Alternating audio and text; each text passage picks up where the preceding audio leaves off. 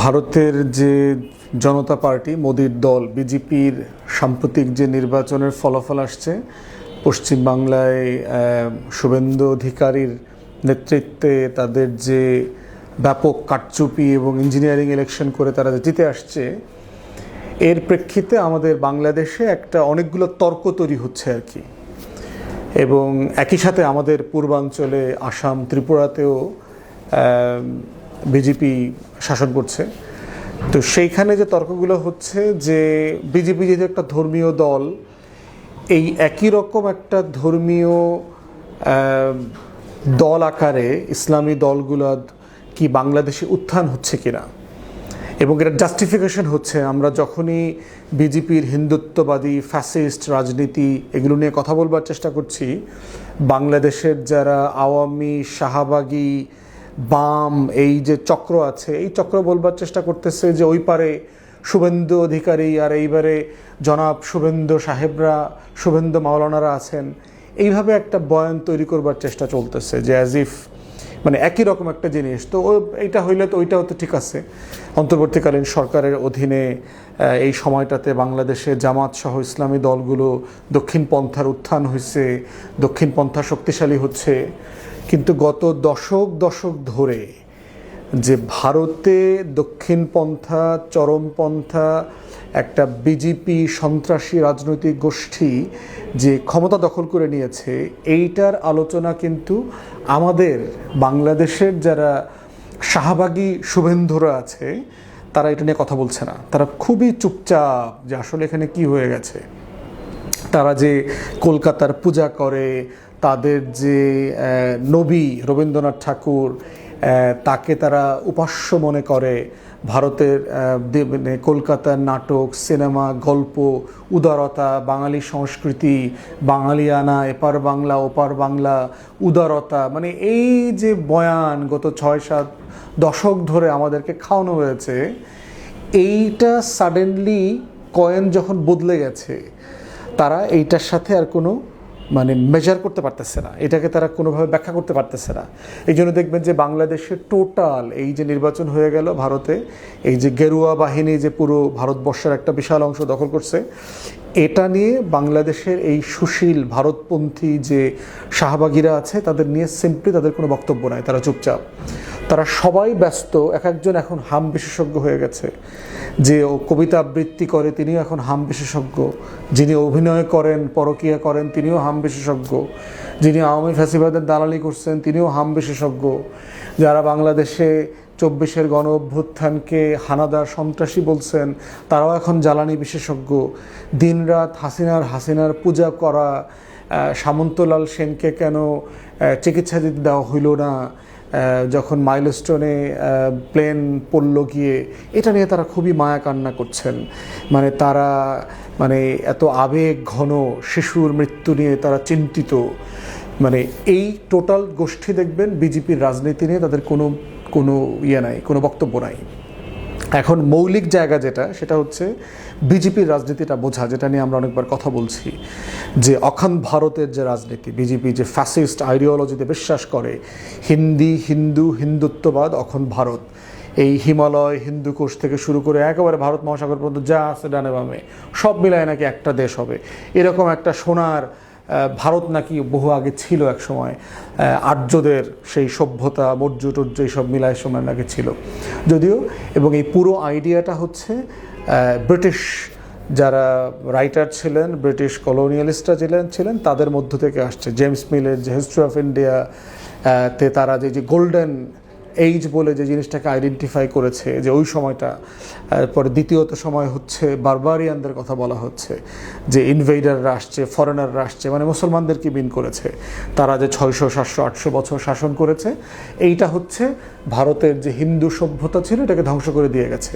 আর সর্বশেষ আসছে ইউরোপিয়ানরা, তারা হচ্ছে তাদের মুক্তির দূত হিসেবে আসছে, তাদেরকে বাঁচানোর জন্য আসছে। তারা এসে মুসলমানদেরকে, মোগলদেরকে, নবাবদেরকে সরায় আবার তাদেরকে ক্ষমতা দিয়ে গেছে। এই যে মানে ক্ষমতার মানে ফেনোমেনা আকারে তারা যেটা জিনিসটা বলেছে, এইটা হচ্ছে এই হিন্দুত্ববাদী রাজনীতির জায়গা। এবং তাদের এই কল্পিত রাষ্ট্রটা হচ্ছে ওই রাষ্ট্র, ওই যে আর্য সভ্যতার রাষ্ট্র, যেটা একটা সোনার হিন্দুস্তান ছিল আর কি। এবং হিন্দুত্ববাদ নামক যে আইডিয়াটা, এইটা ম্যাক্স মুলার নামে আরেকজন ইউরোপিয়ান স্কলার আছে, তার আইডিয়া থেকে তারা কয়েন করেছে যে এটা কোনো ধর্ম না, এটার একটা কালচারাল সভ্যতাগত জায়গা আছে। পুরোটা মিলে হচ্ছে অখন ভারত রাষ্ট্রের জায়গা। এখন সেই রকম একটা জায়গা থেকে কন্টিনিউয়াসলি কম্পেয়ার করা হচ্ছে যে এখানে জামাত আছে, এখানে হেফাজত আছে, এখানে ইসলামী ঐক্যজোট আছে, এখানে খেলাফতে মজলিস আছে, তাহলে আমাদের এখানে তো দক্ষিণ পন্থার উত্থান হয়েই আছে। এখন ওই পারে এটা হচ্ছে, তো আমাদের আজব হওয়ার কী আছে? আমাদের দরজায় তো এই অবস্থা হয়েছে এবং এটার জন্য ইউনূস সরকার দায়ী। এবং দেখবেন এরকম একটা বয়ান কন্টিনিউয়াসলি বলবার চেষ্টা করা হচ্ছে। প্রশ্ন হচ্ছে যে বাংলাদেশের কোনো ইসলামী দল কি তার ইসলামী থিওলজির, তার যে ডক্ট্রিন, তার মতাদর্শিক রাজনীতির, তার যে কল্পিত রাষ্ট্র, ইসলামী রাষ্ট্র, সেরকম রাষ্ট্রের কথাই তারা কি বলেছে যে এখানে মুসলমান ছাড়া কেউ থাকতে পারবে না, সবাইকে আরবি ভাষায় কথা বলতে হবে, তার এই বিশাল ভূখণ্ড আছে, এটা সে দখল করে নিয়ে একটা মুসলিম রাষ্ট্র বানাবে, মাইনরিটিদেরকে কনসেন্ট্রেশন ক্যাম্প করে, ডিটেনশন সেন্টার করে, বিভিন্ন আইন বানায় সকল হিন্দুদেরকে, বৌদ্ধদেরকে, খ্রিস্টানদেরকে, উপজাতিদেরকে, পাহাড়িদেরকে নাই করে দেবে? এই রাষ্ট্র প্রকল্পের কথা কি ইসলামপন্থীরা কখনো বলেছে? বলে নাই। ভারতের প্রধানমন্ত্রী হচ্ছে মোদি, গুজরাটের মুখ্যমন্ত্রী থাকা অবস্থায় 2 থেকে 5,000 মুসলমানদেরকে গণহত্যা করেছে। এরকম কোনো গণহত্যা কি বাংলাদেশে ইসলামপন্থী রাজনৈতিক দল করে আবার ভোটে জিতে ক্ষমতায় আসছে? এটা সম্ভব বাংলাদেশে প্র্যাকটিক্যাল?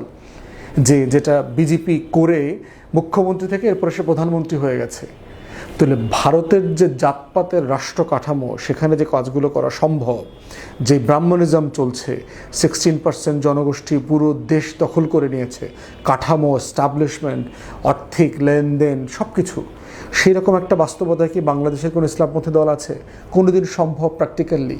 বাবরি মসজিদ যখন ভাঙা হয়েছে এবং তখন অনেক আলেমোলামা কেরাম এবং ইসলামপন্থী অনেক লোক কিন্তু এটার প্রতিবাদ যেমন করেছে, সহিংসতার চেষ্টা করা হয়েছে, কিন্তু কয়টা মন্দির ভেঙেছে?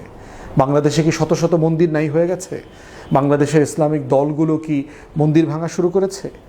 আর একটা কাজ দেখবেন একই সাথে করার চেষ্টা করে, 1-2টা মাজার ভাঙার, মাজারের দখল হাবিজাবি, এইসব বিষয়কে নিয়ে জামাত, শিবির, হেফাজত, এনসিপি, ইসলামপন্থী সবাইকে ব্লেম করা হয় মোটা দাগে আর কি। অথচ প্রত্যেকটার সাথে পুঁজির সাথে সম্পর্ক আছে, অর্থনীতির সাথে সম্পর্ক আছে, চাঁদাবাজির সাথে সম্পর্ক আছে।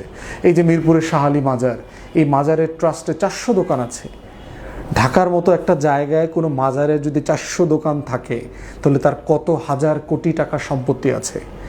এখানে সিম্পলি কমিটি বাণিজ্য আছে, এখানে দখল বাণিজ্য আছে, সেটা চেষ্টা করা হচ্ছে। এখানে মাদকের ব্যবসা আছে, বেশ্যালয় আছে, এই সব কিছুকে নিয়ে যে সিন্ডিকেট, এইটার দখল বাণিজ্য, এখানের মালিকানা পরিবর্তন চলছে, আওয়ামী লীগ থেকে বিএনপিতে যাচ্ছে।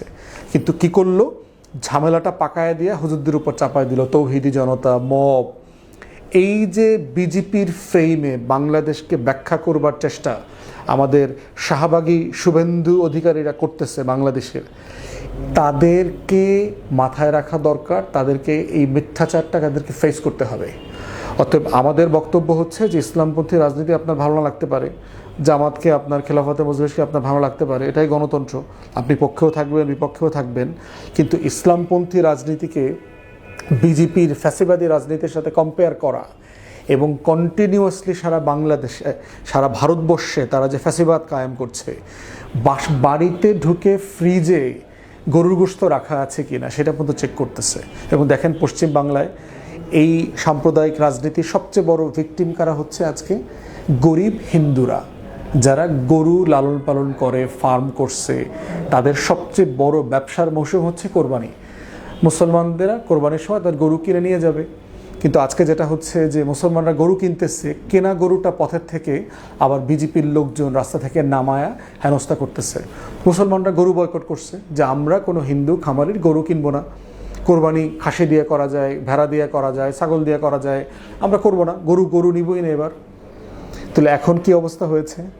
তাহলে হিন্দুত্ববাদী বিজেপির রাজনীতির সবচেয়ে বড় ভিকটিমকে এবং প্রধানতম ভিকটিমকে সাধারণ হিন্দু জনগোষ্ঠী। অতএব সেই জায়গাতে আমাদের বক্তব্য খুব পরিষ্কার যে বিজেপির সমকক্ষীয় কোনো ফ্যাসিবাদী রাজনৈতিক গোষ্ঠী ভারতবর্ষে নাই, কোথাও নাই, এই আমাদের পুরো সার্ক অঞ্চলে নাই। অতএব সেই জায়গায় বাংলাদেশের কোনো ইসলামিক দল যারা আপনার পছন্দ না হইতে পারে, যাদেরকে আপনি ভোট নাও দিতে পারেন, কিন্তু তারা সবাই গণতান্ত্রিক সাংবিধানিক রাজনীতি করতেছে, মানবাধিকার লঙ্ঘনের সবচেয়ে বেশি শিকার তারা হয়েছে গত 17 বছর। গুম খুন, হাজারে হাজারে মানুষ খুন হয়েছে তারা কেউ এই ফ্যাসিবাদী রাজনীতি করে না। বরং বিজেপির সবচেয়ে কাছাকাছি সংগঠন ছিল বাংলাদেশে আওয়ামী লীগ। আওয়ামী লীগ হচ্ছে একই রকম ফ্যাসিবাদী কাঠামো তৈরি করেছিল। অতএব বিজেপির বাংলাদেশি ছোট ভাই হচ্ছে আওয়ামী লীগ, এবং সেটা দেখবেন শুভেন্দু অধিকারীকে কিন্তু শেখ হাসিনা অভিনন্দন জানাইছে আওয়ামী লীগের সভানেত্রী হিসেবে নির্বাচিত হওয়ার পরে।